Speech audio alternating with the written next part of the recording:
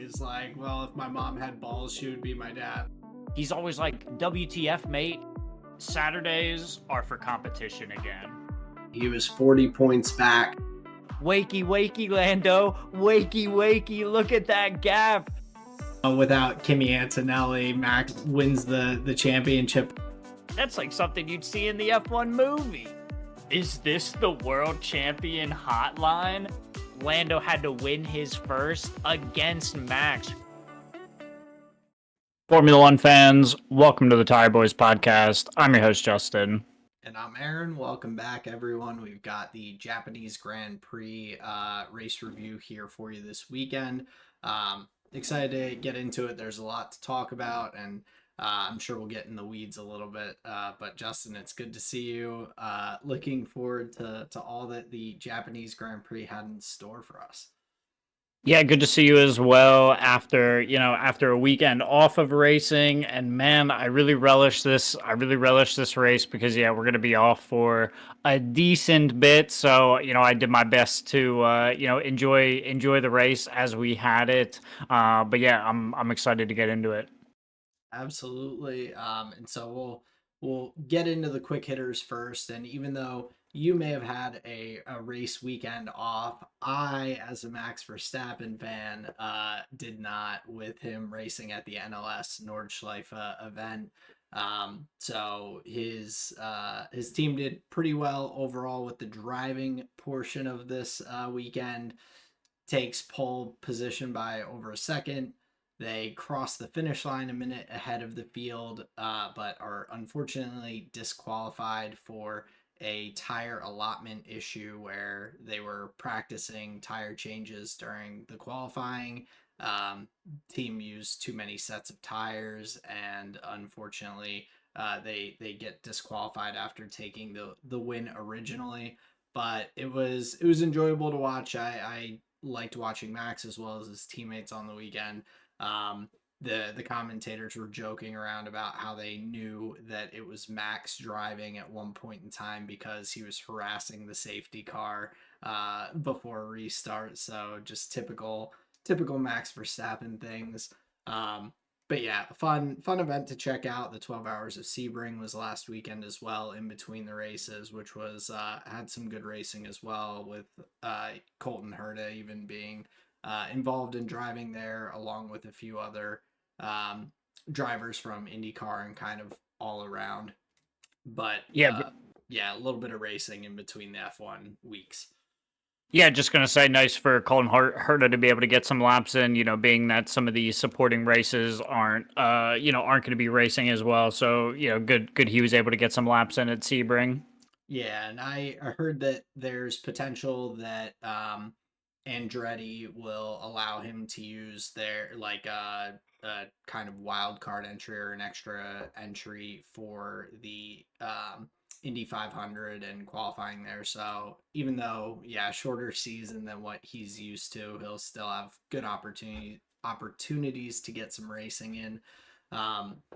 The next up on the quick hitters, we have a report that George Russell may be making a cameo appearance in Bridgerton. So if you're a Bridgerton fan and a Formula One fan, then you may get to see our boy George out there making a little cameo appearance, which is pretty cool. Formula One also announced a renewal of their partnership with Fanatec, a sim racing wheel and hardware company. So they are going to be looking to create a new line entirely of Formula One geared sim racing setups and hardware. So that's a pretty cool renewal of that partnership. Fanatec's been one of the brands that I've been the most aware of with the sim racing and everything. They've been around for quite a while. So definitely cool there. And then we also had this weekend, along with the Japanese Grand Prix, IndyCar went back to Barber Motorsports Park for the Children's of Alabama Grand Prix. If you don't know Barber Motorsports Park, it's a pretty cool event. They call it the Alabama Roller Coaster.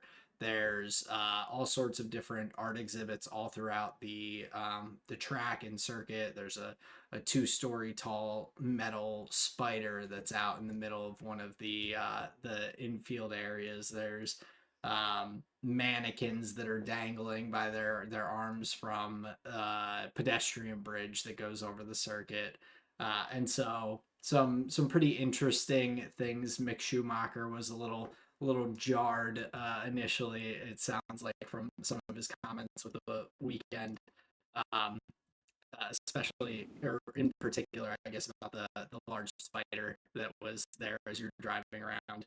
Um, then we had some pretty cool liveries that were announced for the Japanese Grand Prix. Racing Bulls had like a spring kind of peach red color livery that they added in. Haas had their Godzilla livery that is with their partnership with one of the studio that made Godzilla, and then Mercedes had a Y3 livery and racing jumpsuit that the drivers were wearing, um, partnering with that fashion brand. And then finally, we had the announcement that Jonathan Wheatley would be out as Audi's team principal. So Matteo Binotto, who had been the interim team principal for Sauber, has stepped back into that role from the transition over to Audi, at least temporarily, until they kind of solidify their plans with Wheatley exiting. Yeah, my understanding of that was that it was for personal reasons on Jonathan Wheatley's end. I don't think this was part of the plan. But yeah, Matteo Binotto having to take on some of those responsibilities until they can get somebody back in that slot. And my understanding is that's kind of like an ASAP top priority scenario. Beautiful. We're back. Okay. Don't know what happened there, so apologies for the brief technical delay there. But yeah, as you were saying, Jonathan Wheatley leaving more, it sounds like, for personal reasons versus like a different opportunity with another team here in the F1 paddock.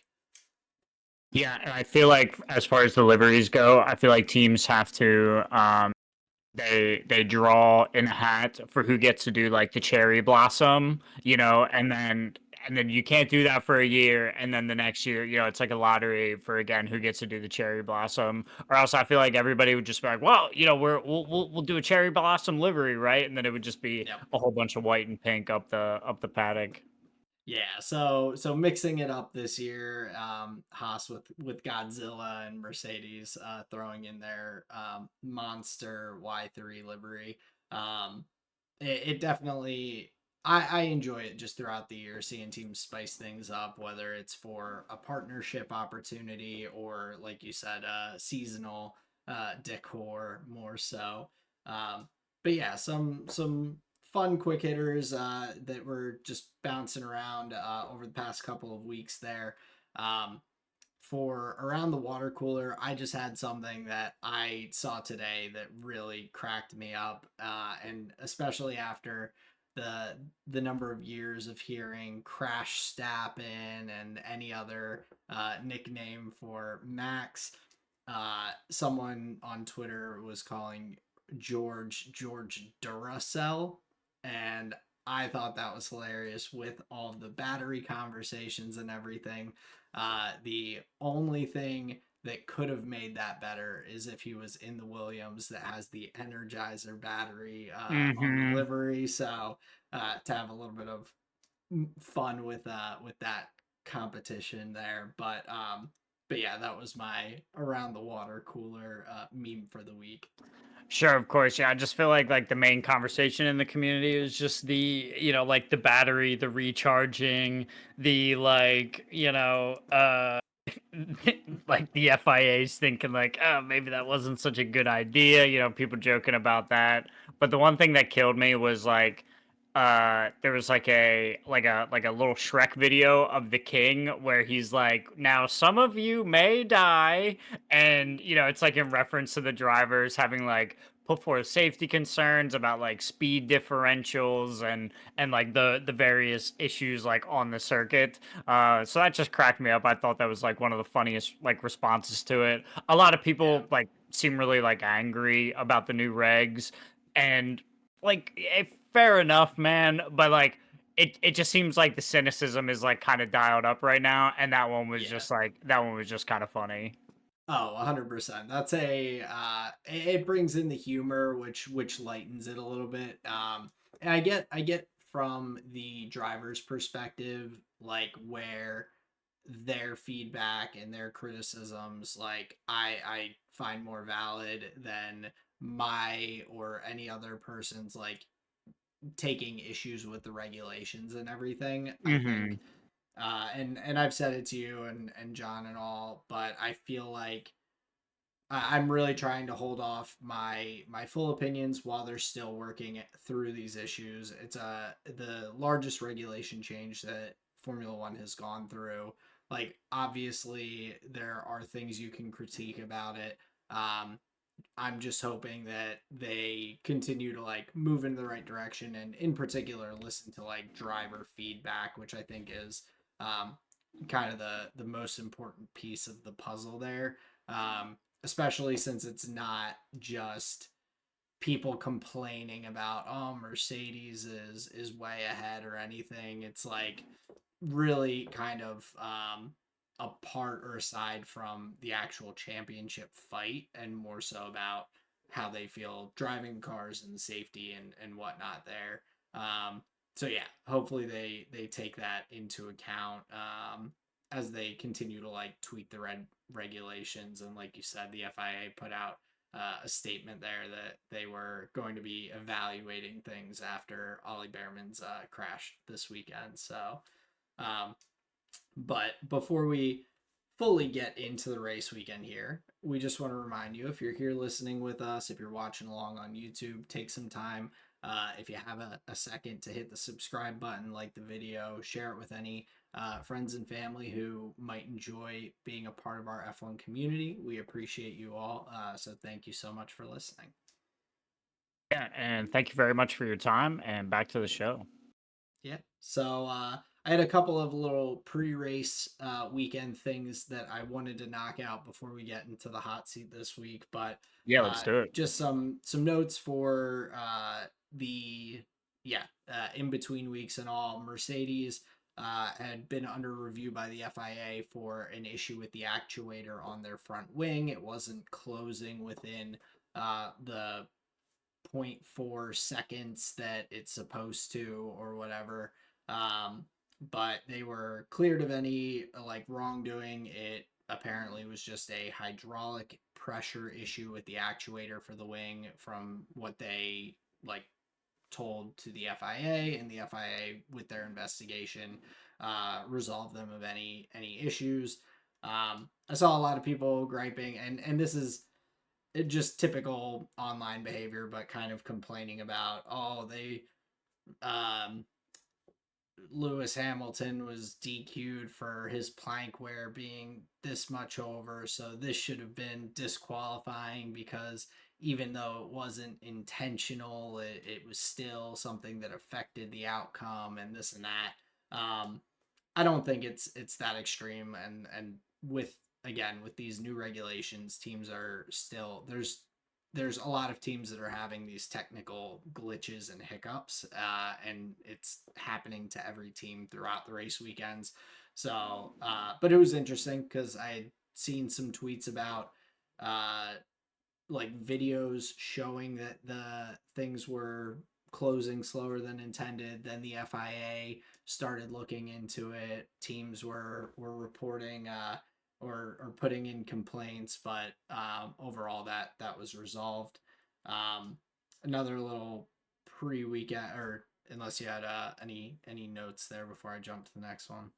No, no, continue. I'm trying to find my Twitch chat window. Go ahead. Gotcha. So then there was Max kicking out a reporter from the Red Bull Hospitality.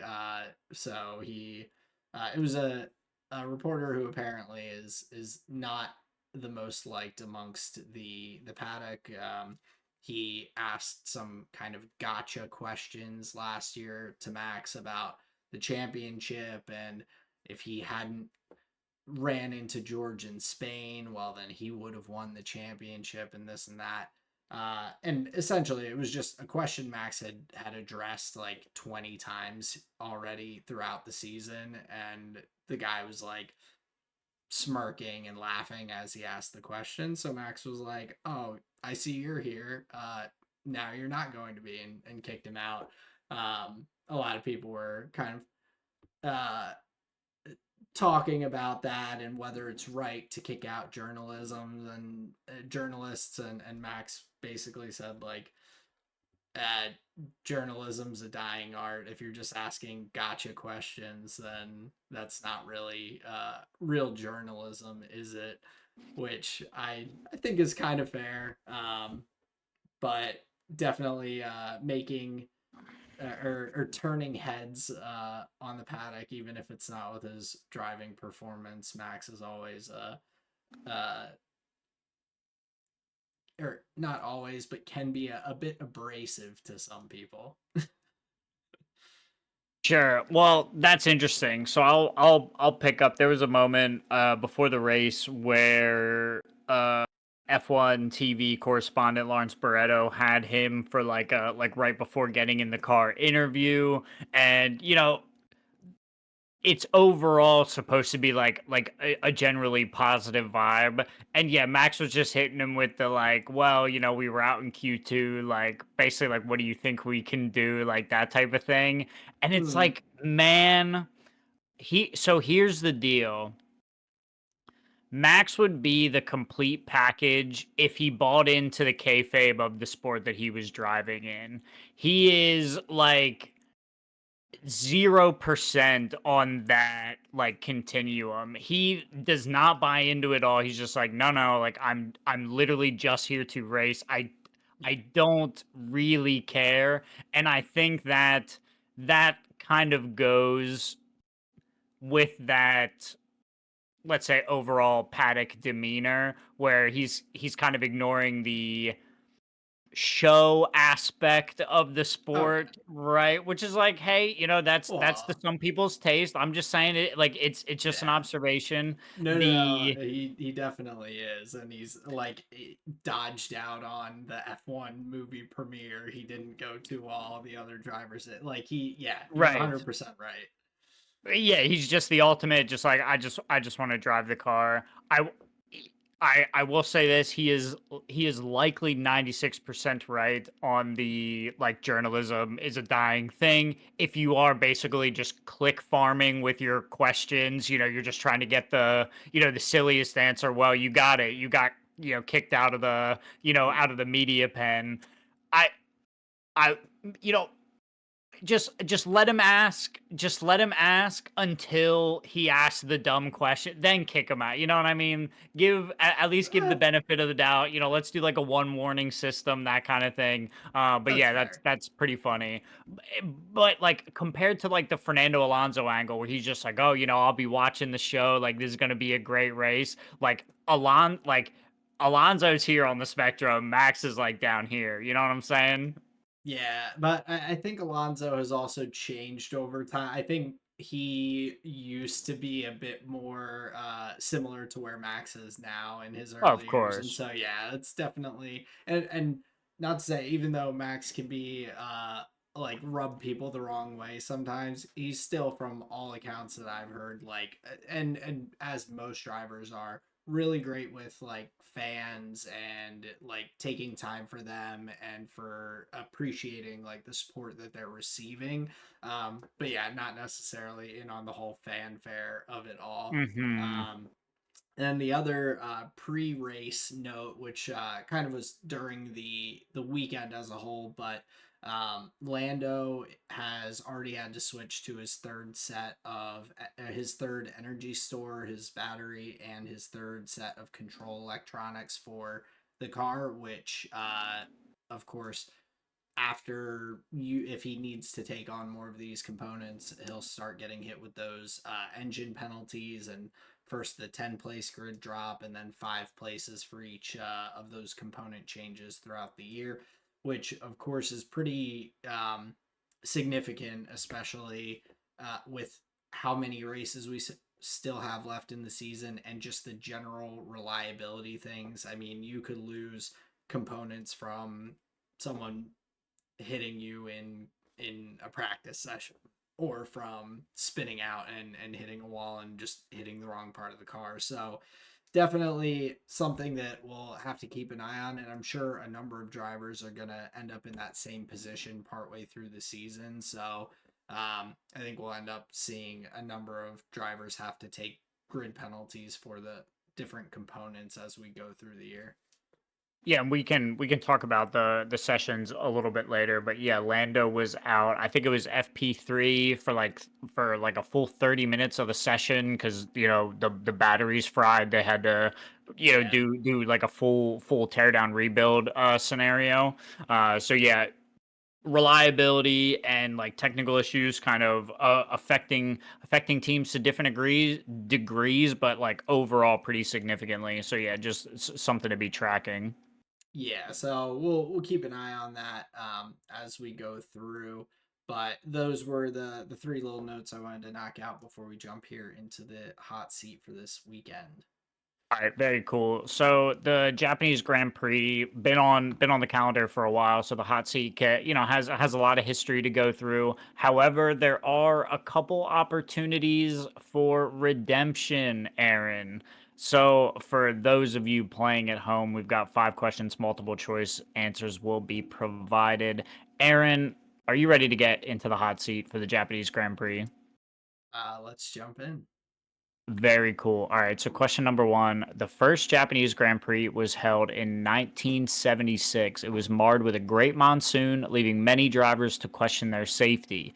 Famously, which title contender withdrew from the race that year? Was it A, James Hunt? Was it B, Nicky Lauda? Or was it C, Mario Andretti? I'll go B, Nicky Lauda. You are correct. Famously withdrawing from the race, James Hunt able to finish high enough for the points necessary to beat him by 1 point in the drivers' championship. So pretty important year. Now, question number two: after many years off the calendar, we returned to Japan for a Grand Prix in 1987 at the newly revamped Suzuka circuit. Which driver won his third and final World Drivers' Championship at this event after his teammate crashed out? Was it A, Nelson Piquet? Was it B, Nigel Mansell? Or was it C, Gerhard Berger? B, Nigel Mansell. Mm, incorrect, sir. It is Ooh. Nelson Piquet. Okay. All right, so question number three. Ayrton Senna clinched his first World Drivers' Championship in 1988 with McLaren at Suzuka with a stunning comeback victory. Who was his teammate at the time and his main title rival? Was it A, Terry Boutson, B, Gerhard Berger, or C, Alain Prost? C, Elaine Prost. Correct. Gets bogged down on the start line, drops back to like 14th or something, tears all the way through. Killer race. All right, question number four. In 2012, this Japanese driver stood on the podium of his home race after enduring pressure from Jenson Button. Is it A, Aguri Suzuki? Is it B, Takuma Sato? Or is it C, Kamui Kobayashi? Now think about the year 2012. I am gonna go with C, Kobayashi. You are correct, sir. One of very few drivers, very few Japanese drivers to be able to stand on the podium of his home race. Very nice, sir. All right, now question number five, another opportunity for redemption here. So Michael Schumacher was a master of the Japanese Grand Prix with a total of 6 victories. However, many greats have challenged his crown in their own eras. How many victories do both Sebastian Vettel and Max Verstappen have at the Japanese Grand Prix? Is it A, 2, is it B, 4, or C, 5? B, 4. You are correct, sir. Very nice. All right, heck yes. That's a pretty solid one. If I'm correct, that's 4 from 4. 5. Very nice. Yep. not too shabby. So I'm happy I could redeem myself a little bit here. And I would just like to say, questions 3 and 5. In the end, you did know the answer, so that's really good. Well done, sir. Thank you. Uh, but yeah, so that is the hot seat here for the Japanese Grand Prix at Suzuka. So getting into the race weekend itself, we'll kick it off here with the winners and losers for this week. And Justin, why don't you hit me here with your first winner of the week? All right, so I did it. I did one team, one driver for both my winners and losers. So I'll give you my team first.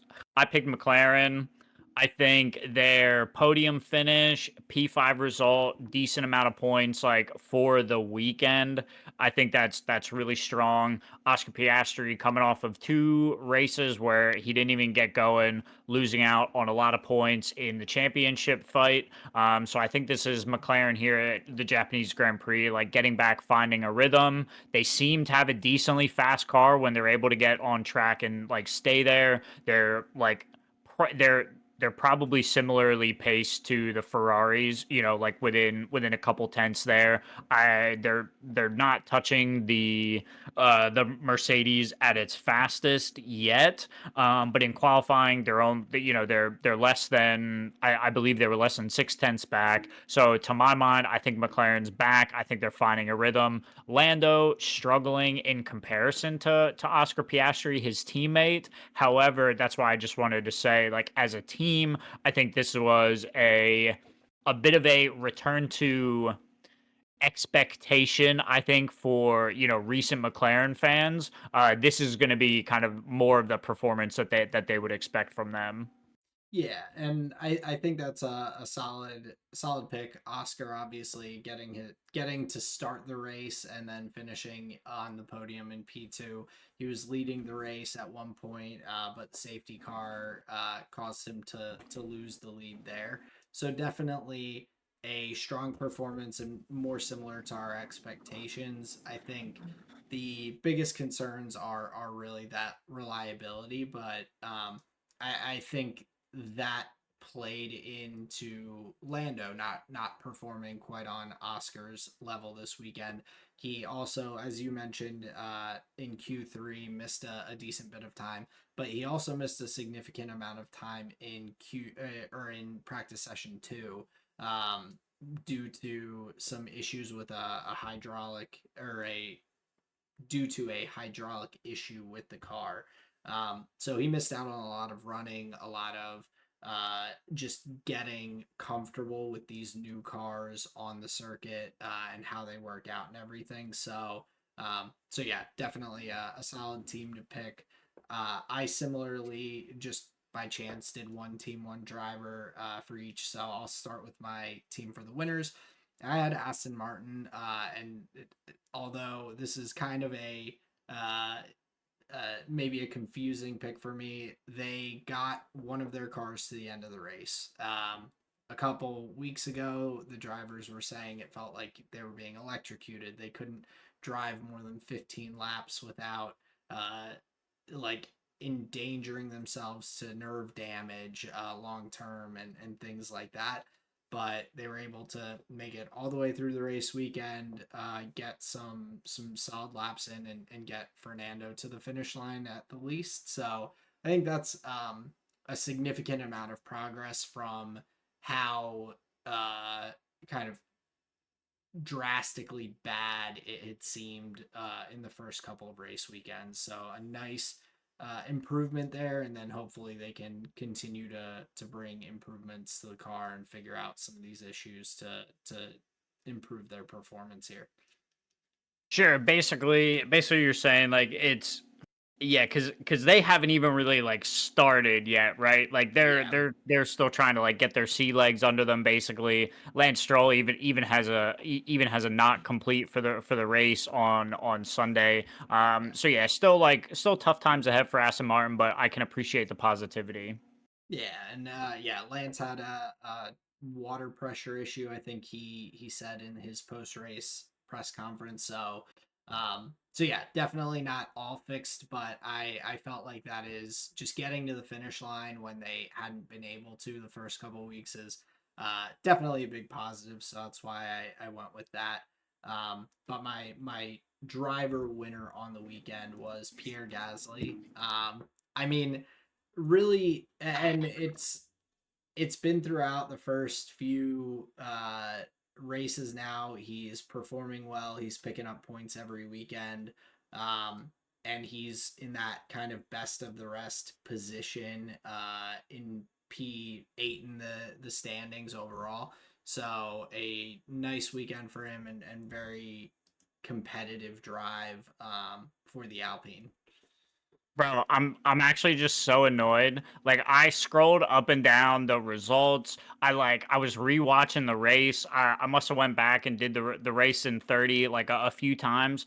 I was trying to find a winner's driver that was not the obvious one. I could have picked Antonelli, I could have picked Oscar Piastri, I could have picked Charles Leclerc, and I could have sold you any story and you would have been like, "Yeah, no, you're right. Like that is a really good pick." And then it shimmered off the page. Pierre Gasly. I was like, yes, yes, this is the guy. We weren't able to highlight Alpine at all. Like, we haven't really been able to highlight these guys. So I was like, yes, yes, that's like the non-obvious pick. I was like, man, like he's gonna love this, bro. And I do.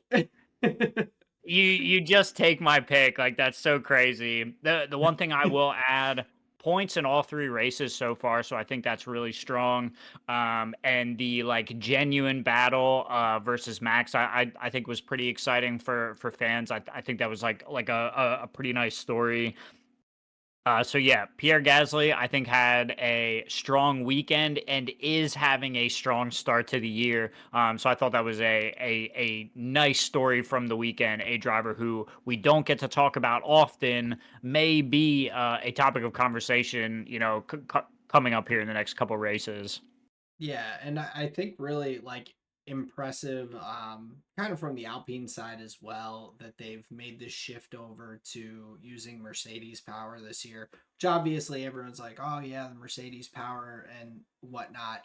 But to to go from having your own full in-house, you have the Renault engine, Alpine and Renault are tied together. You're the only ones using that at that point in Formula One last year, and to switch engine manufacturers and still have the car and the components working so well together that they are that high up in the places and everything, and that Pierre's getting that performance compared to the last couple of years. It's definitely impressive from the engineering aspect as well from the team. So yeah, definitely a really solid weekend for Gasly and a solid start to the year. But why don't you hit me with your loser for this week? Being that the Mercedes seemed to be a driver or like a team that you could pick to sensibly getting to the end pretty high on the leaderboard. George Russell missing out in the safety car phase of the race, I think was kind of abysmal and just the worst luck. It could happen to anybody. It does happen to anybody, like Yep. it's just one of the worst random number generators in the sport. Like it can just be so deciding. And today it's George Russell that, his dice came up heads and he's the one that gets safety card. So again, I'm just howling with laughter at that because it's like a funny thing to have happen for like a champion contender, but B, all my homies hate George Russell, so like it's just kind of funny. Uh, Definitely. And speaking of stealing thunder, that is who I had for my driver loser as well. And on the same side, like he had definitely a tough weekend with some different technical issues in the car during the race. Leclerc and Hamilton both get past him due to some computer issues that are kind of outside of his control. He gets safety card, but overall, he ends up losing the championship lead to his teammate Kimi Antonelli here, which I think is kind of the big surprise. I know obviously Kimmy's performing well. The Mercedes is a good car, but George has been that next man up for the past couple of years behind the Red Bull and McLaren cars, and so it's kind of that prime opportunity. So it definitely has to be a little bit of a hit for your second year teammate to pip the championship lead from you, get another accolade on his belt, being the youngest driver to lead the championship, and all this news around him. Even though George's weekend wasn't really a terrible weekend by any means, Not at all. still losing out in that championship fight, and just with the unfortunate kind of circumstances of the safety car and technical issues with the car during the race. Yeah, definitely. The team that I wanted to highlight as not having, maybe the strongest weekend was Williams. Only had one performing car during the race session, and Albon even struggling most of the weekend as early as the practice sessions, getting into some contact with other drivers on the circuit. So yeah, pace wise, not there. I guess like so. I guess that's like performance wise not there, and then like reliability wise not there as well. Albon was relegated to basically a test session, was the kind of report coming out of the camp. Relegated to a test session by the end of the race, even running behind some of the Cadillacs. Pretty sure like Valtteri finished ahead of Both of Alexander them did. Albon. Yeah. Yeah, so there you go. So really, really tough scenario for Williams, and we want to see them in a better spot, especially with the drivers that they have pretty good weapons. So Yeah, and I think it's something that they're going to progress with over the season, especially there it's been common knowledge around the paddock that their car is much heavier than a lot of the other cars. So some issues there. And this early in the season with parts availability, like you said, Albon has multiple incidents during the practice sessions and everything, that kind of cause some problems just for the rest of the weekend there. Um, but I yeah, I'm on the same page of hoping that Williams can kind of turn it around, utilize that, and utilize this month off that we have to kind of bring some upgrades to Miami for the next race weekend. But my second loser, the team I had was Red Bull, and it's just I think it's becoming pretty apparent, and including even some reports that they feel like they may have to kind of completely redesign the car almost in Mercedes side podless fashion, where they brought these upgrades to the race weekend in Japan. They're trying to reduce the weight, bring themselves back in line to where they're supposed to be, give stability to the car. And these new parts reduce the weight a little bit, but otherwise didn't improve really any of the drivability from all reports with the drivers on the weekend. So very tough. Verstappen goes out in Q2, which is obviously a bit uncharacteristic and a surprise there. And then he is just stuck behind Pierre Gasly without enough pace to get through for the entire race, essentially. So a tough weekend. He gets a couple points, but his teammate as well, Isaac Hajar, just has a tough weekend. Not the most phenomenal qualifying, finishes outside the points there, sandwiched between the two Audi cars, and so overall just not the ideal weekend for Red Bull, and it sounds like some larger issues potentially at play with their whole design process for the car. yeah, I think that's fair. But here's the silver lining that I saw from the Red Bull camp is like, okay, so Isak Hadjar was up into Q3, right? Let me see. Yeah, he Uh, was. He yeah, was. He got up to P8. So Yeah, exactly. So I thought that was strong. Yeah, I think he obviously fell back, but couple drivers lost out. Like I said in the safety car phase, I mhm. think he might have been one of them. So it to I say that to say at least we're pretty far away from making the one car team joke again. Oh, definitely. Yeah. There is performance from both of the drivers to the degree that the car's allowing it, right? Yeah. No, that's definitely fair. And so I think they have made a solid choice with Hajar in that regard and all. So it's good to see that that performance is a bit closer in comparison for both drivers, but still definitely a struggling start to the year for the Red Bull team after many years of strong performances. So this is just another tough weekend for them here. Sure. Yeah, I would tend to agree. Before we get into some of the race topics, just want to go through some like highlights from some of the other sessions. Some things we may have missed out on. Just a few hot updates here. Practice. We saw Jack Crawford in for Alonso for Aston Martin. So we're gonna see teams doing their like young driver and reserve driver sub-ins. Most of those are gonna happen in the FP sessions. But yeah, Jack Crawford just helping them trying to work through the issues that they have. They were clearly testing some new aero packages. You could see at least early in FP1 they had the aero rake system on, so you could see them doing some testing or at least some like correlation data. I'm guessing you would call it. Same for the Red Bulls. We saw the Floviz paint on Isak Hajar's car, so that's indicative of them testing some new aerodynamic parts or testing some different wing configuration or something like this. So yeah, teams working on. I took those to be some upgrade packages that they were trying to hone in for the weekend.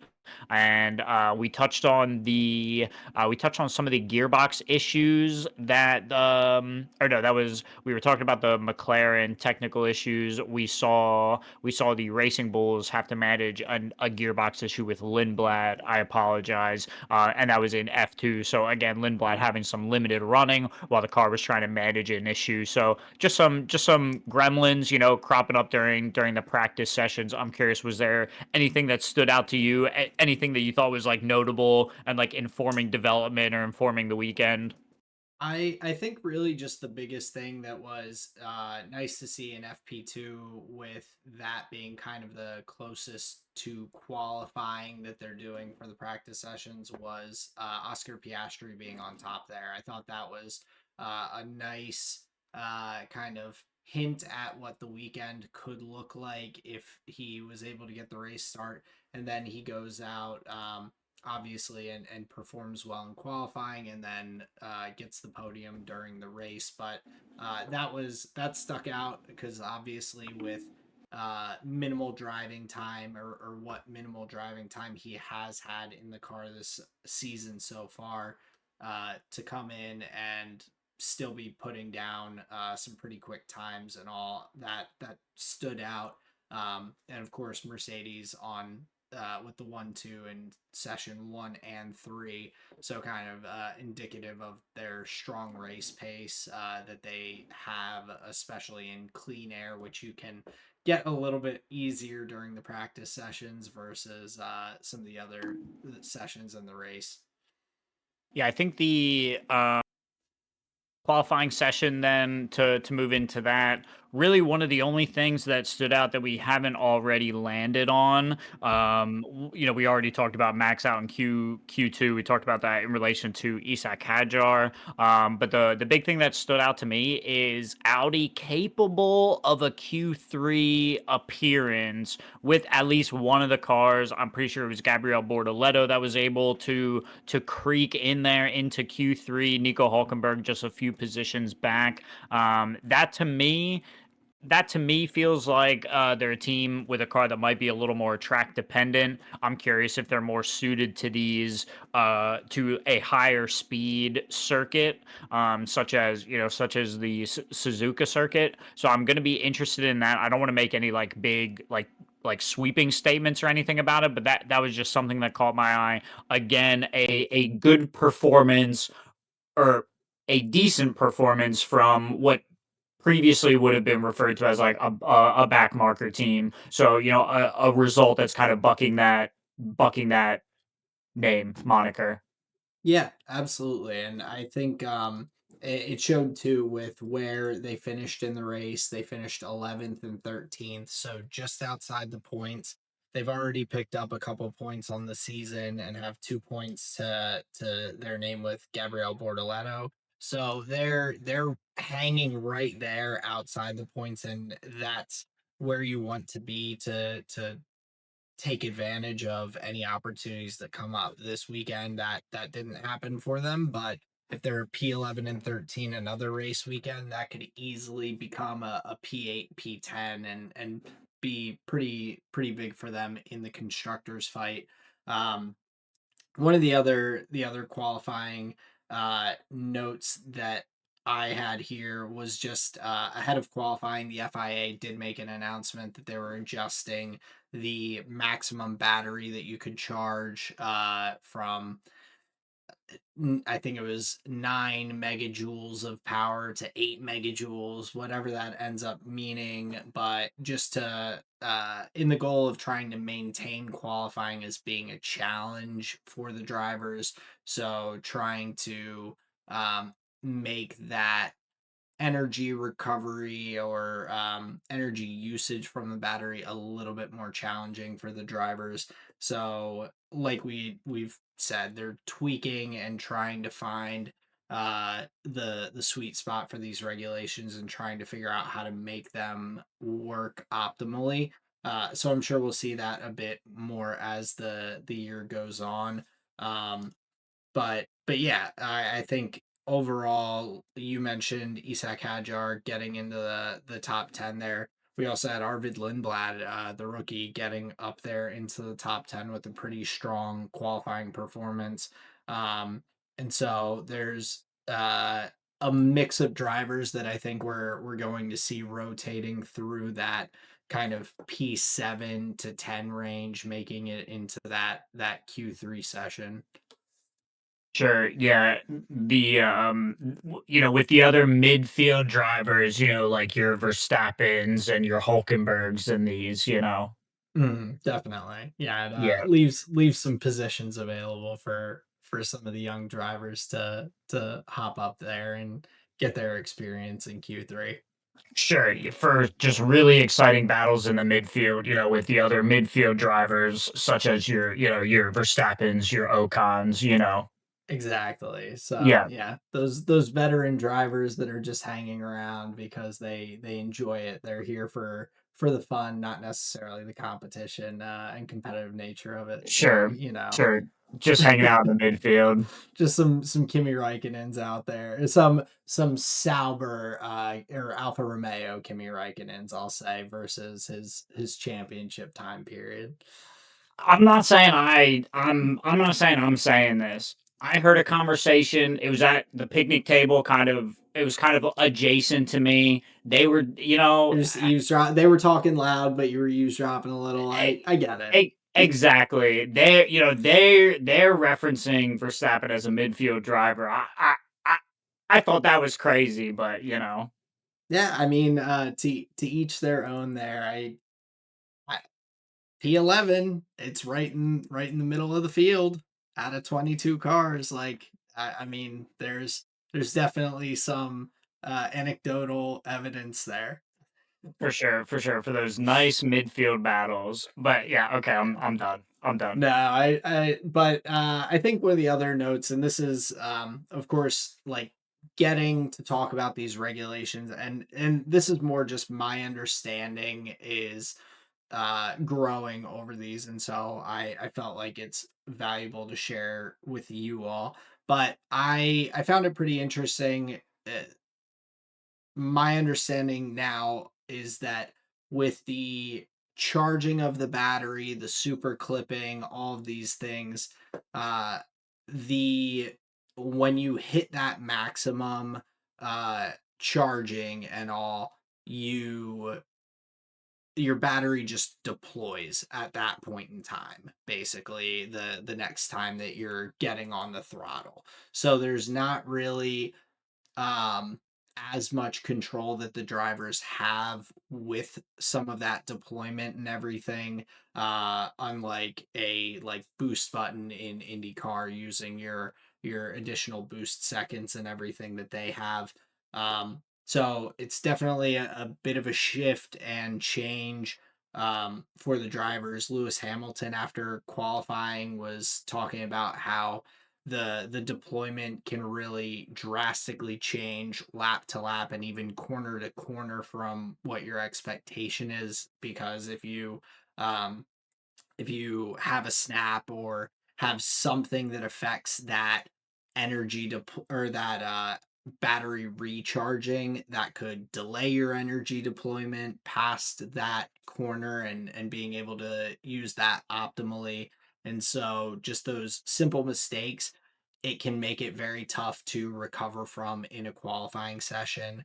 And even Ollie Behrman, who got knocked out in the Q1 session after having some really strong performances early in the year so far, um, mentioned that in his first run, they had a problem with the car. They were losing a lot of time on the straights, thinking it was a potential software glitch. But then, because of some of the machine learning of the cars and expectations of what it's figuring out, how to deploy the energy and everything, that affected the deployment of energy on his second qualifying run, and so missing out on some time there, um, which is definitely tough in these qualifying sessions where you may only get two runs at it.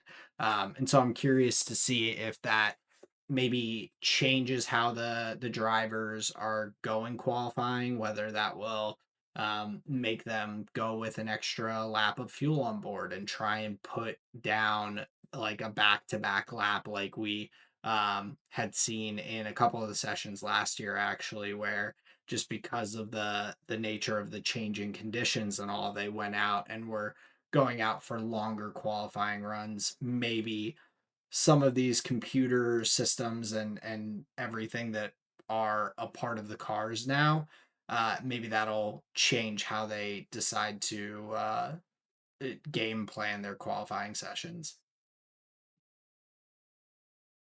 That's really interesting. Okay, gotcha. So it's like automatic deployment and they have to try and yeah, okay. Yeah. I understand. Right. So to the driver, it's going to feel like it's going to feel like you're like on rails in some way, like you're on like a coaster that you can't like really control the speed of, but if you And make a mistake, it compounds. right. And so it I think will make a lot of difference just across the board in qualifying, but it also it does change a little bit of how these drivers are driving. You're looking more for consistency, like the Max Verstappen in the rain, where he's trying to take different lines each lap to feel out where the grip and everything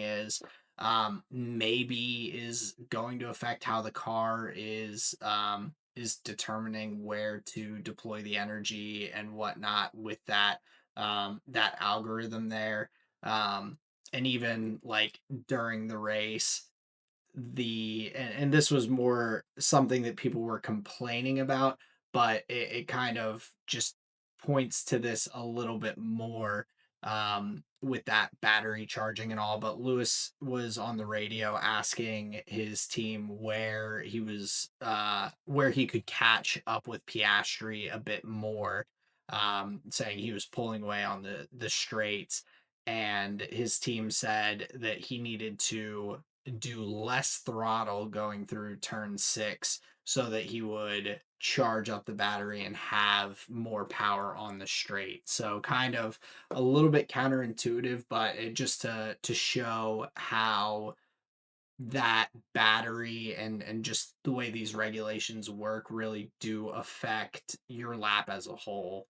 So it's, as I'm understanding the regulations more, it's definitely helping me just to understand what's going on in the races or why we're seeing some of these changes or overtakes or different things throughout the weekend. Sure, no, that makes sense. Right. So to a certain degree, these drivers just want to be able to turn the robot off and just like drive the lap themselves, but they can't. Yeah, and so it's figuring out how to like kind of work with the systems and everything to optimize, and it's again, it's a new regulation, so it's a different way of driving for the drivers. And it was, I mean, the ground effect era of cars was a different way for teams to go racing in a different sense as well. So like these regulation changes do change that.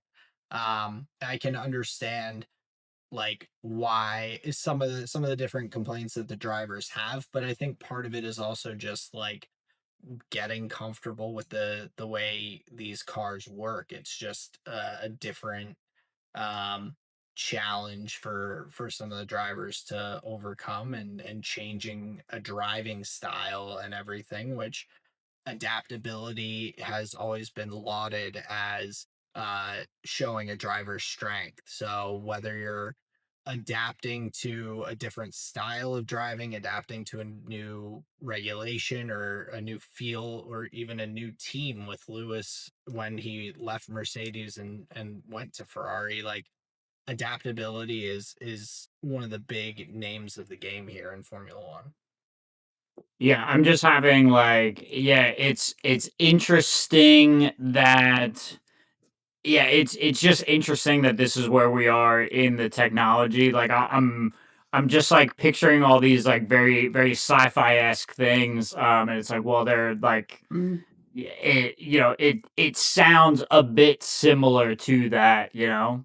yeah, and it like has informed me a Picturing little like bit better of like they're talking about how it feels like you're getting mushrooms when the energy like sorry Mario Kart mushrooms when you're getting those battery deployment times and everything, and so it's definitely yeah, a different experience for the drivers hitting warp speed as it as they press the hyperdrive. yeah, but sometimes like you're saying, it'll be at like the worst or like random times, like Yeah. mid corner or like whatever it is. Right, and that's even like Lando had mentioned after the race. He's like he said the battery deployed when he didn't want it to, and so Mhm. he overtook Hamilton like when he didn't want to because he knew that Lewis was going to get that 1 second like extra power and everything the next lap and just blow right back past him. So um and even like with George, they one of the issues that he had on the restart was he hit the full battery signal with the car like during the like while behind the safety car, and so the battery deployed at a bad time for him, and he didn't have the time to recharge the battery all the way back up before the safety car restart happened, and so he lacked that battery power to fight back against the Ferrari there right off the restart, and I think that's when Leclerc got past him. So it's definitely like a lot of adjustments that the drivers have to make, and a lot I think Liam Lawson said on the post race show that he was mentally exhausted because there's just so much more that you have to pay attention to. So they're like watching their battery and going, okay, I don't want uh to maybe start braking early or like downshift to start that clipping of the engine to charge the battery this early, because then that's gonna use the battery at the wrong time. And so they're focused on the driving, the circuit, the cars around them, and then uh keeping track of like this battery deployment and all too. It sounds like it's just a lot and mentally challenging for the drivers as well. Well, yeah, maybe a bit too much as well, like, especially if it's not, like, creating the most interesting races either, like, it sounds like it's all just kind of, like, complex for no real reason. If they believe, like, as they hone these systems in, it could be, like, a better way to go racing or, like, a more powerful way to go racing once they, like, once they're able to dial it in, then, like, sure, maybe the growing pains are worth it, but if this is as good as it gets, oh, oh man. Yeah, and we have to remember Suzuka has never been a circuit that we expect a ton of overtakes at or anything. Like they talk about it being a driver focused or driver skill circuit, and how qualifying and your qualifying position can dictate so much in the race. um like a number of other street circuits and everything. Um but I think that But we're not talking about overtaking. We're just talking about how the cars work. You know what I mean? Like yeah, that's even that's like fair. before the question of overtaking. Yeah, that's no, that's definitely a good point. And I think that that is something that will have to change, is how these cars do work, because um I think putting the control back into the driver's hands, and the driver's skill of making those decisions and everything is where um I want the skill differential being, more so than looking at cooldown timers to to make sure um that you're optimizing that versus the driving on track. Um so yeah, it's a lot to change. I think if they put that the control a little bit more into the driver's hands, then you're gonna end up with better overall racing and just driver satisfaction. Um, and this kind of carries in a little bit to the Ollie Behrman crash that we had during the race. We saw, and this is again like informing my thoughts on this, but if Behrman has no control of that battery deployment, and he is just zooming in there into the braking zone coming around that corner, he's flying. He comes around a corner to find Franco Colapinto there, trying to use the super clipping to recharge his battery, and having these massive speed differentials there.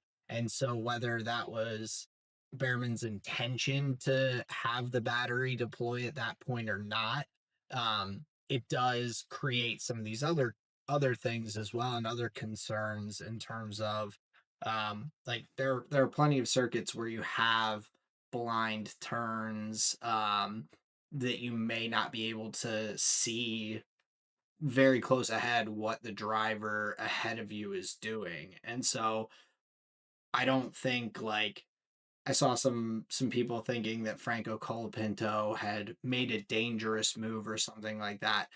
I think he was just driving his kind of general line and had no clue that someone's going to be coming flying up behind him like he's at a standstill practically. Like you just can't prepare, and even the team radio can't give you that warning quickly enough to know, oh, his batteries, he's flying up behind you, watch out, kind of thing. So that definitely played into that crash, and fortunately Ollie was all okay, but a 50G crash into the wall there and a 90 km/h speed differential is definitely something that the FIA is going to have to look at with these regulations to kind of try and mitigate that from potentially happening again. Yeah, especially because it seemed like the second Colapinto was like in Behrman's view, like his car was just out of control. Like Yeah, he was just already like just sliding,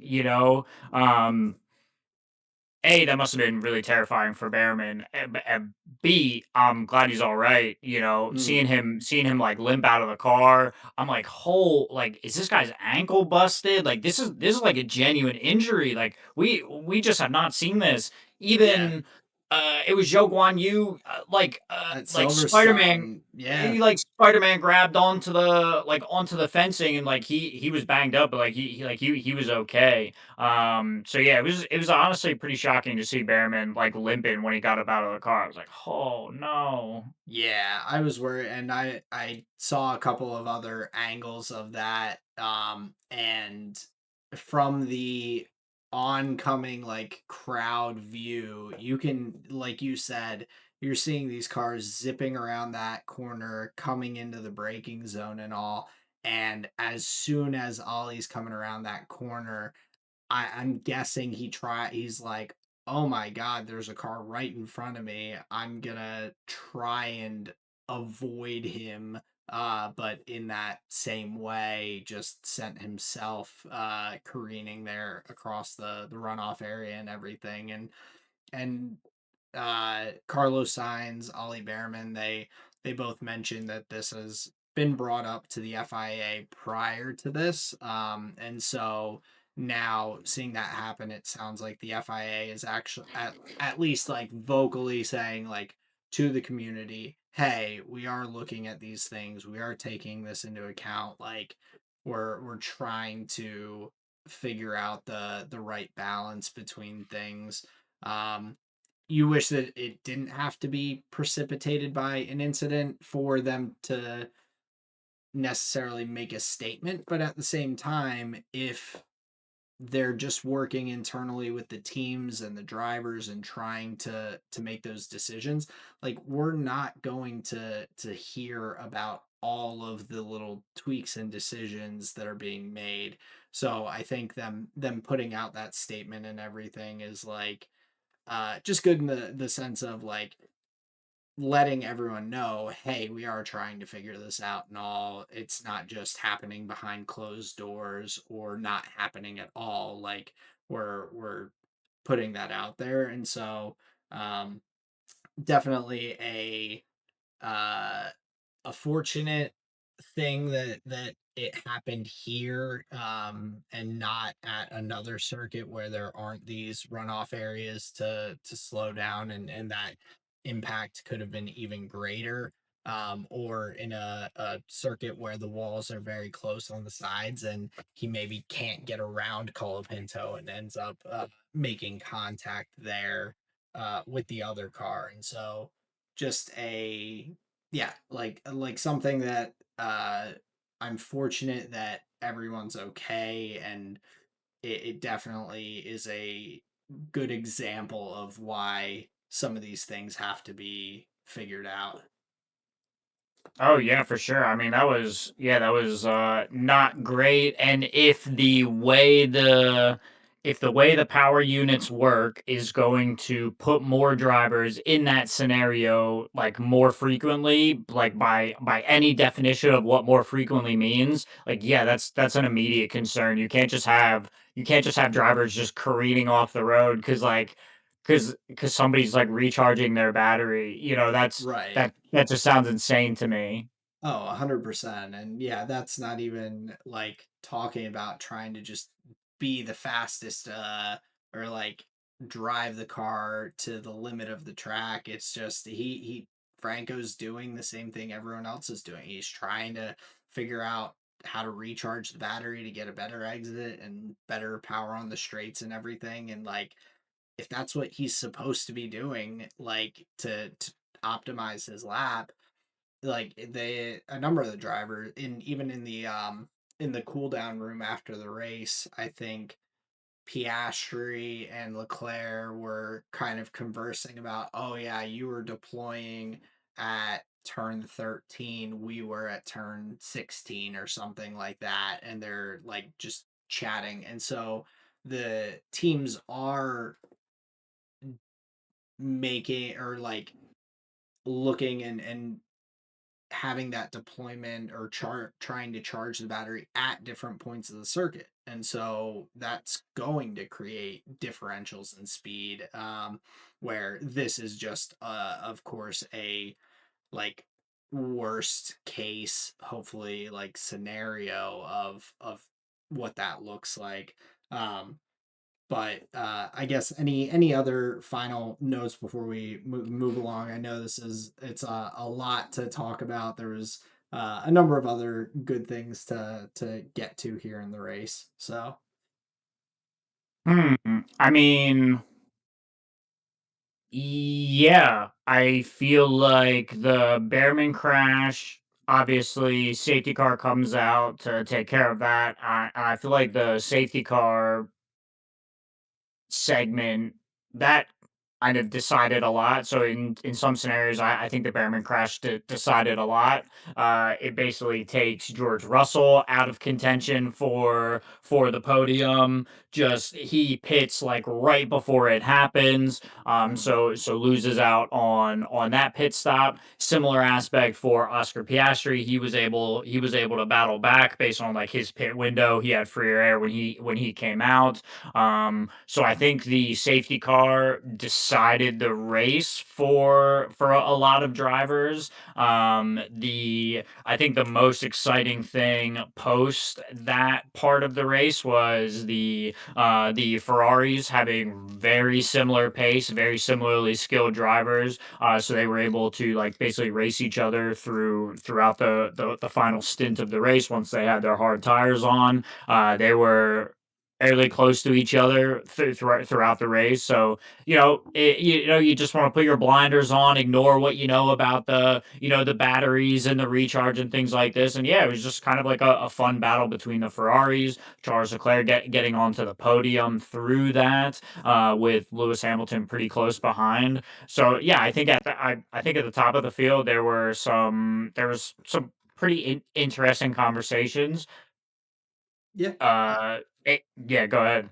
Well, and I was gonna say just with eh, I think from the Mercedes side, I think that this gave kind of an interesting maybe little chink in the armor in a sense for what we're seeing, where they have just unbelievable pace when they are out front in clean air. We've seen George out front just pulling away. We see Kimmy when he gets this lead from the safety car and everything going and putting, I think it was like a 12-second gap on the field by the end of the race. And so just continuing to eke out those lap times and everything on his way to the victory. But we saw with George like some of the difficulties of that Mercedes when it doesn't have the clean air. And so I think that trying to, and especially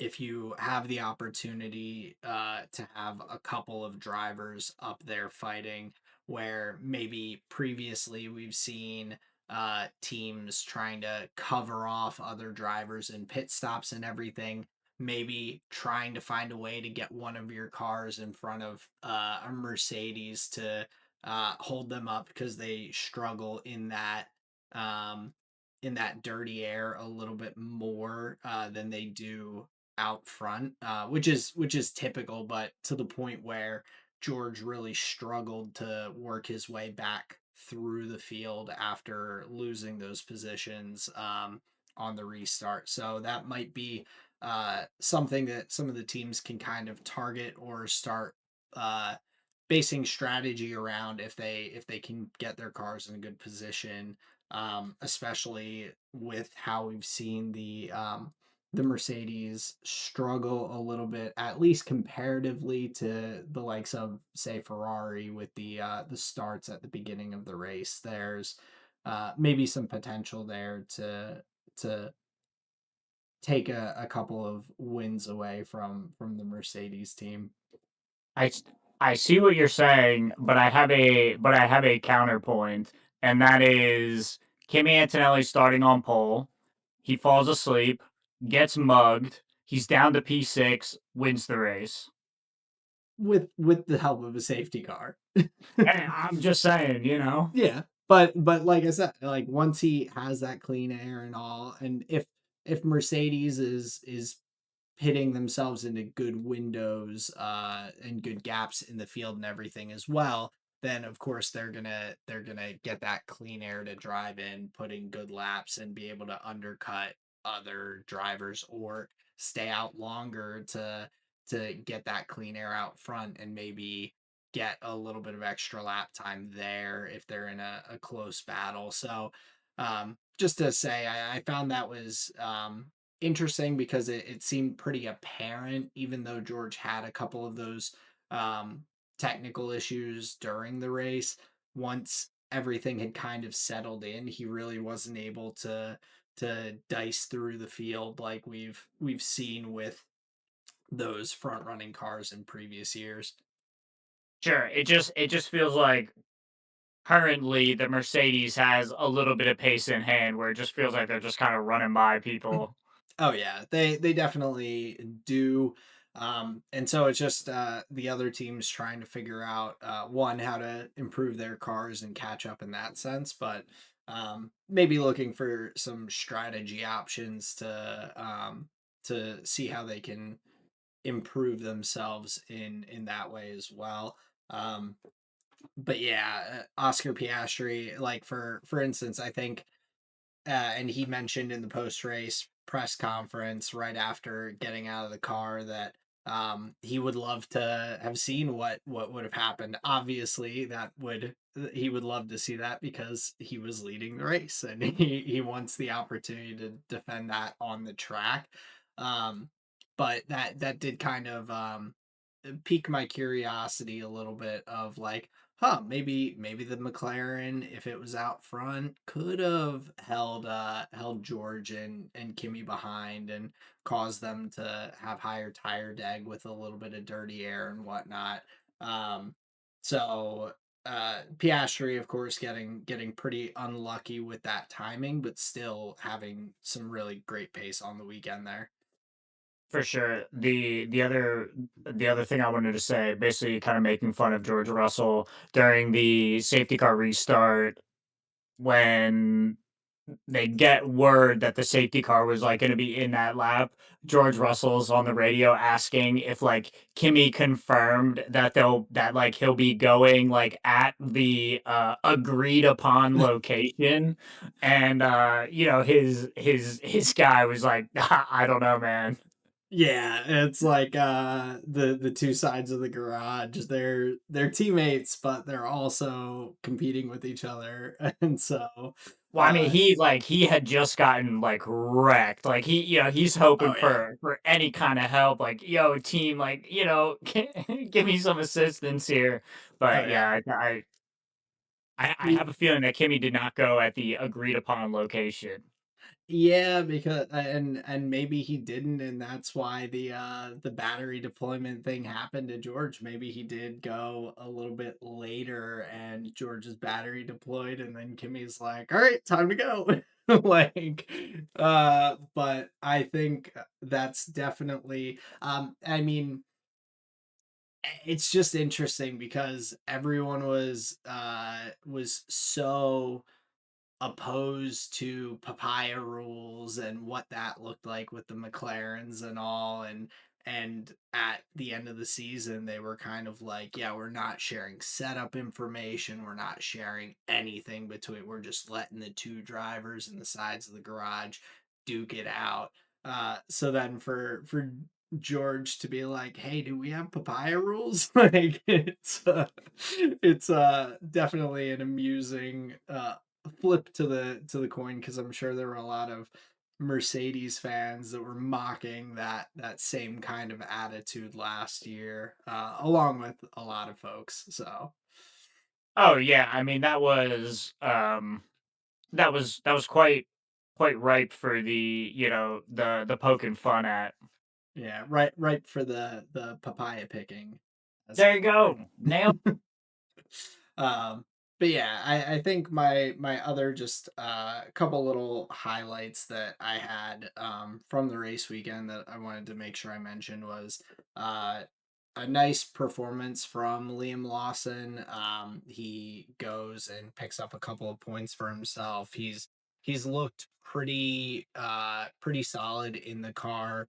Arvid Lindblad had a good qualifying and still a decent race, but I think Liam is showing a little bit of that experience that he has in hand over Lindblad here after the first couple of race weekends. That they're still pretty competitive. So Lindblad's not performing badly, but Liam's got that leg up, and then similarly a little bit with Esteban Ocon picking up a point, getting that P10, his first point of the season. It's nice to see him get in there, um, and bolster the team since Ollie has been kind of the lead driver. So good for Ocon getting that point there and kicking off the point scoring for himself on the year. Yeah, for sure. And not too late either.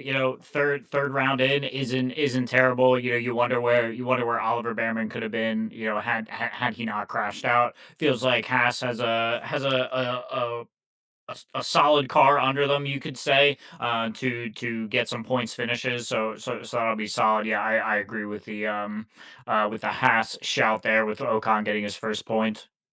Yeah. But I think that was the majority of my notes here on the weekend. Do you have any other topics to get to here or teams to mention?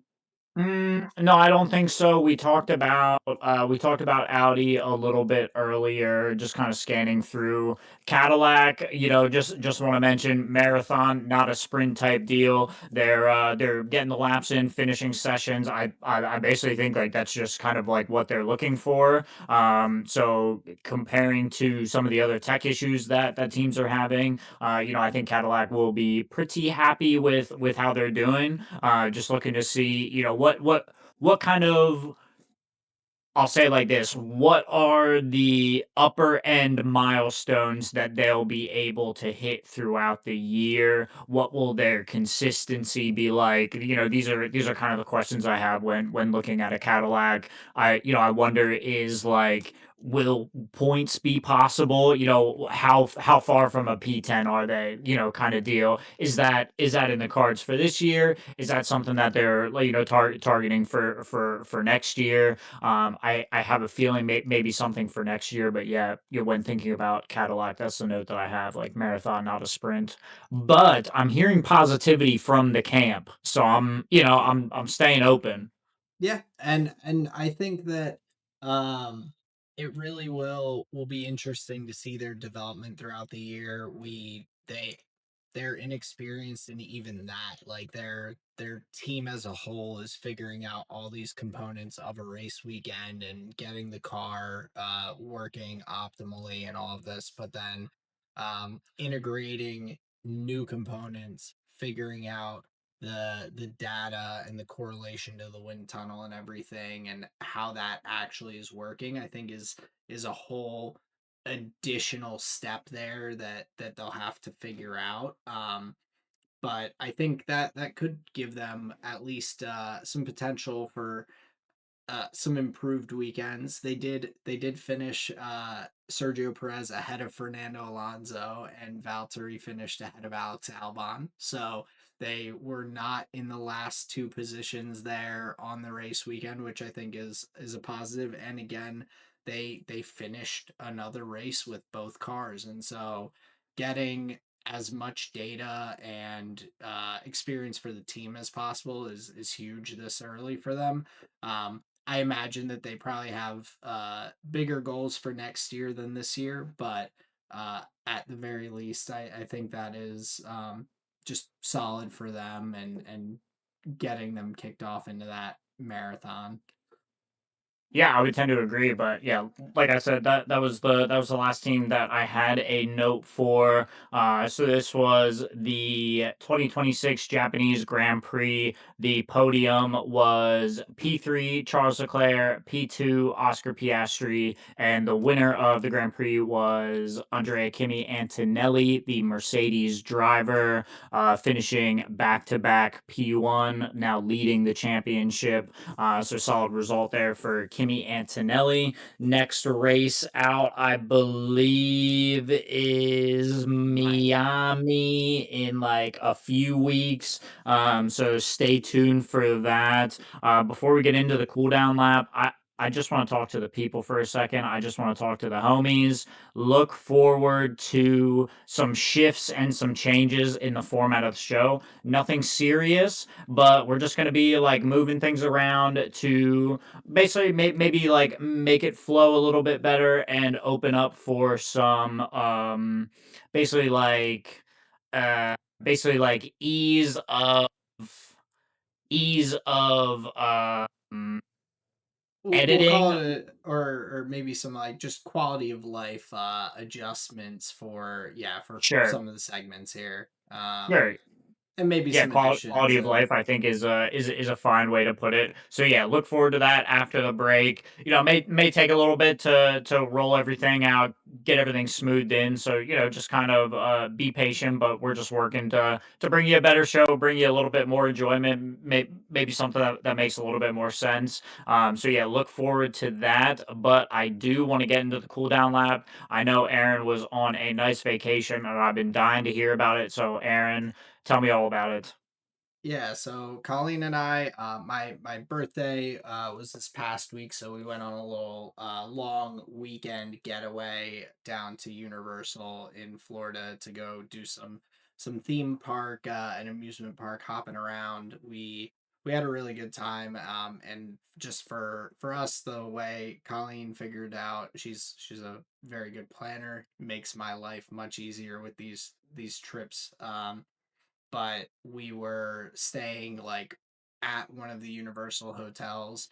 So that just for anyone's experience, if they're doing that in the future, they have a lot of options and price range hotels, but they have really great free transportation between the parks that runs consistently and quickly to get you where you want to go.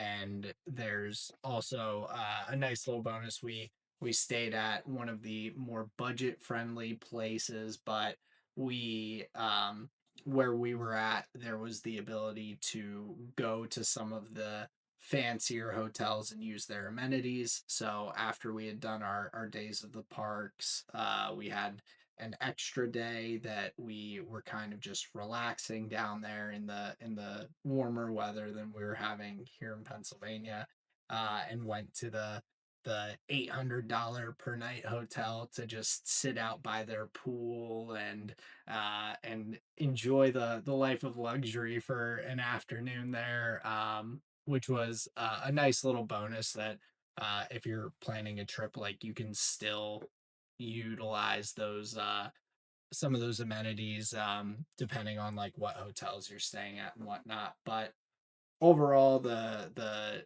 trip was fun.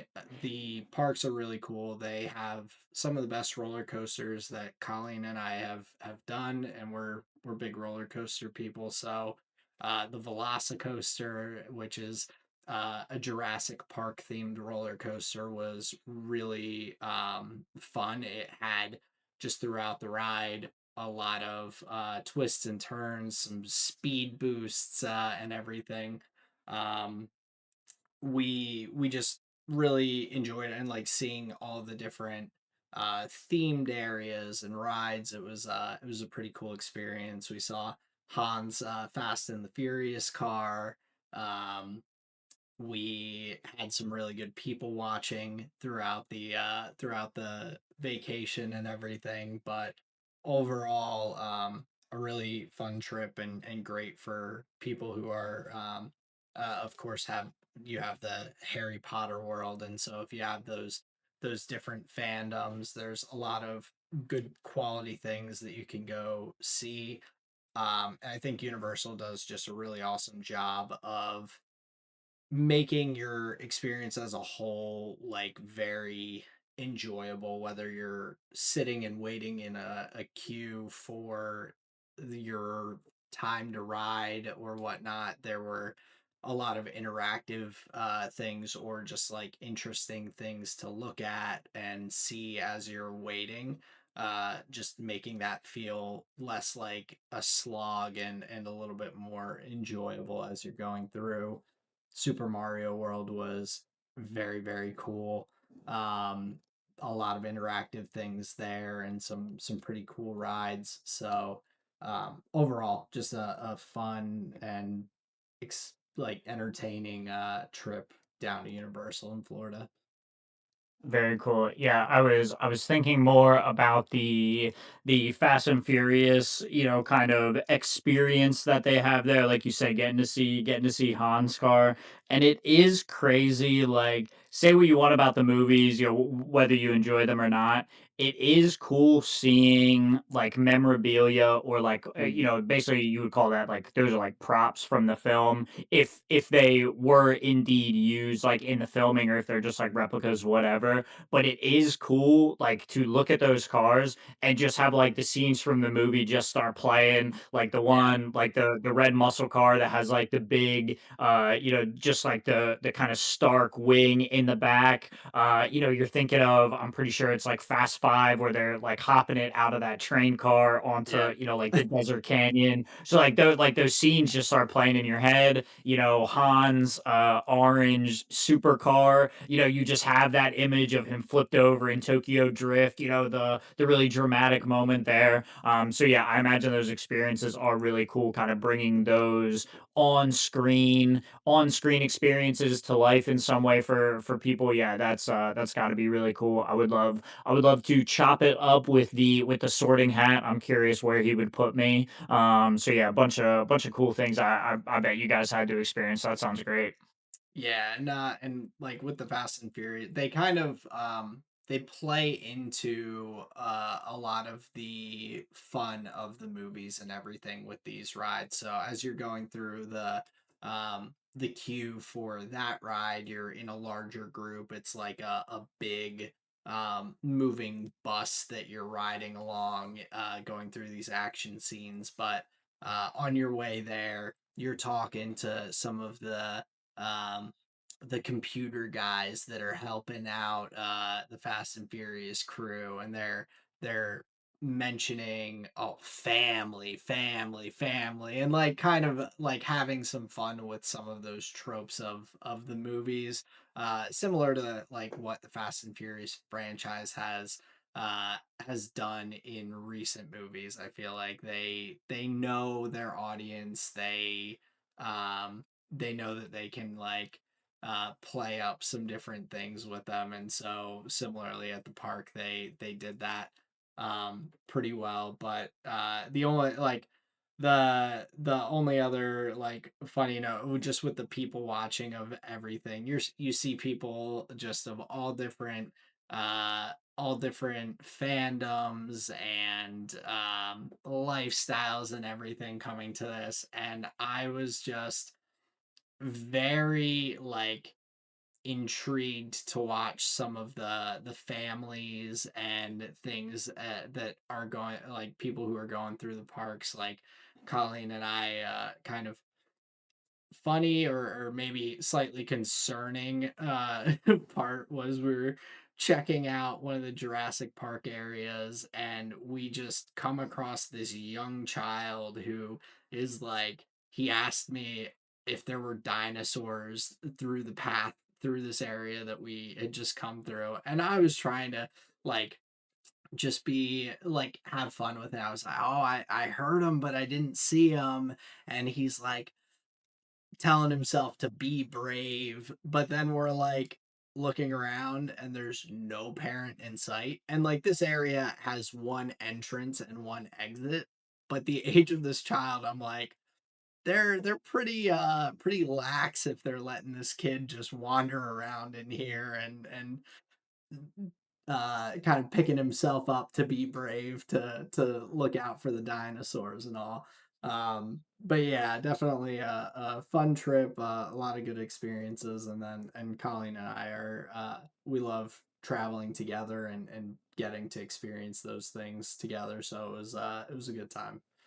That's very cool. Yeah, any young man who can face the dangers of Jurassic Park by themselves, I give my respect to. He is a more courageous individual than I must have been at that age. Oh, for Jurassic sure. Park Same Jurassic Park for me. famously just scared the boots off of me. So you know what? Hats off to that young one. I appreciate his courage. Oh, 100%. And like I said, very it would have been a bit more concerning if there was not just one exit that these parents were probably posted up at, just like, yeah, he'll get back to us at some point. He has to. It's the only way he can go. So yeah, enjoyable, but how about you here for day in the life?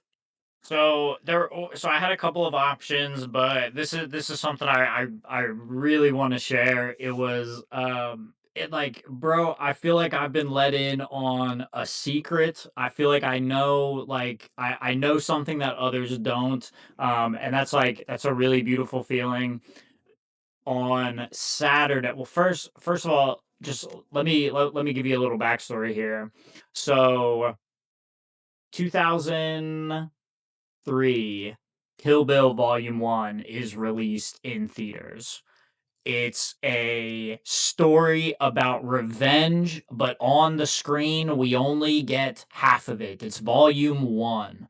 The following year, 2004, Kill Bill Volume 2 is released, and you get the conclusion to the revenge story that you're introduced to in Volume 1. You get the full complete picture. 2 years later, in 2006, the whole vision was released, and this was Kill Bill, The Whole Bloody Affair. This was a limited screening, limited printing. It did not exist other than basically like a few copies that like Tarantino and like some of his like producers or whatever had. And that's being like really like hopeful. Legend has it that there was one copy of like the full, basically like the full director's cut, like the full vision.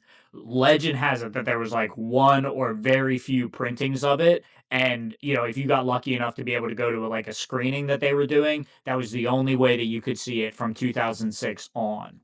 Wow. Recently, that film, The Whole Bloody Affair, was released on streaming services available for everybody. I think they did like a re-screening sometime recently, and I guess he sold the rights to streaming services. It's available for printing, and you have to understand, he was like, this guy was at the basically forefront of my like young movie enjoyment.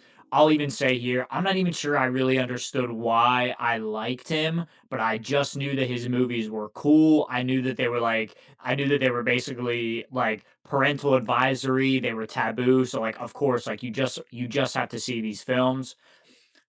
Now, enter 2025, beginning of 2026, I find out through just like inadvertently that this film exists. Like I didn't even know until like a few months ago that the whole Okay. bloody affair even existed.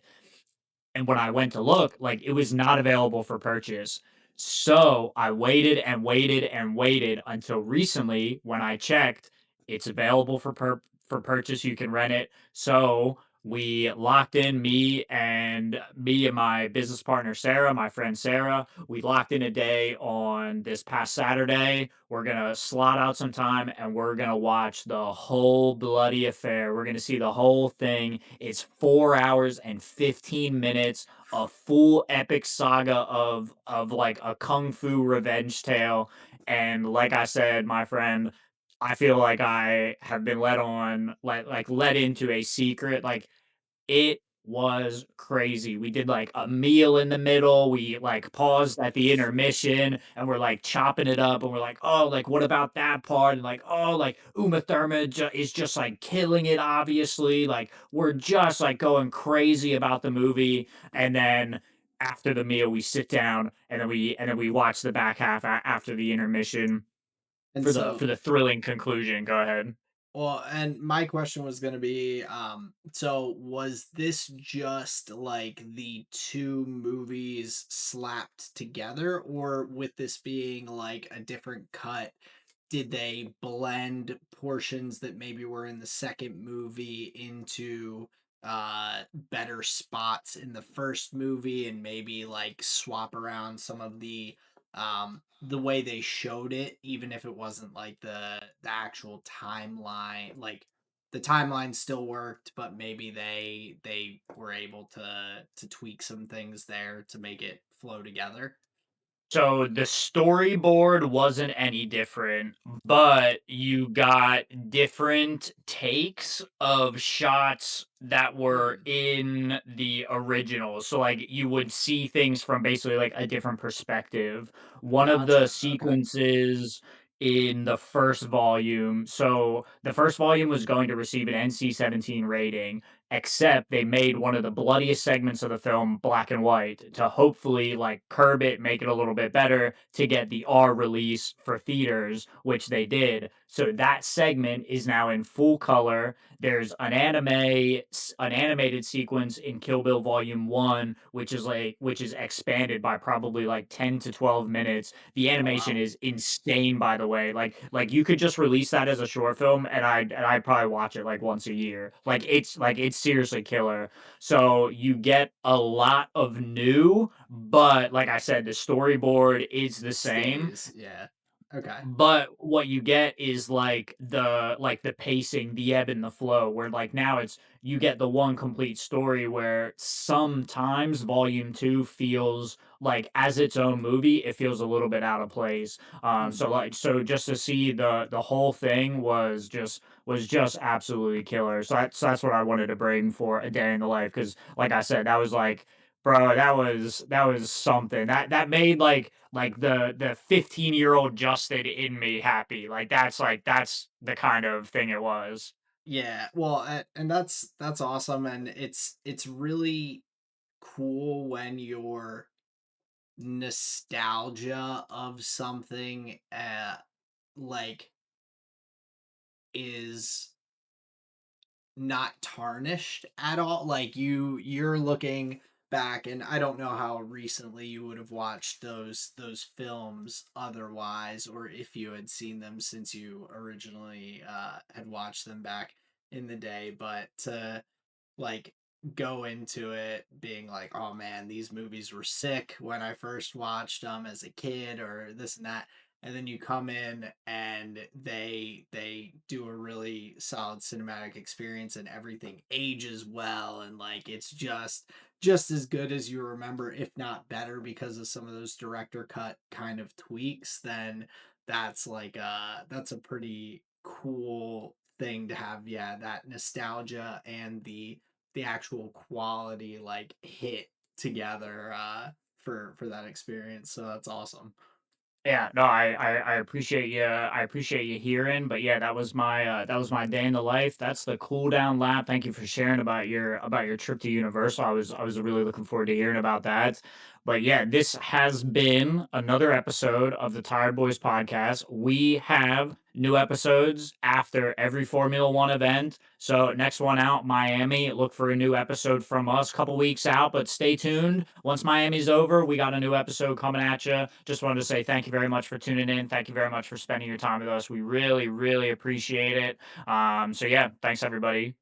Yeah. Thank you guys, and we'll catch you after the next race weekend, and keep an eye out for some of those little tweaks and changes that we're doing for making this a fun and entertaining experience for you all. So thank you, and we'll catch you next time. Peace out.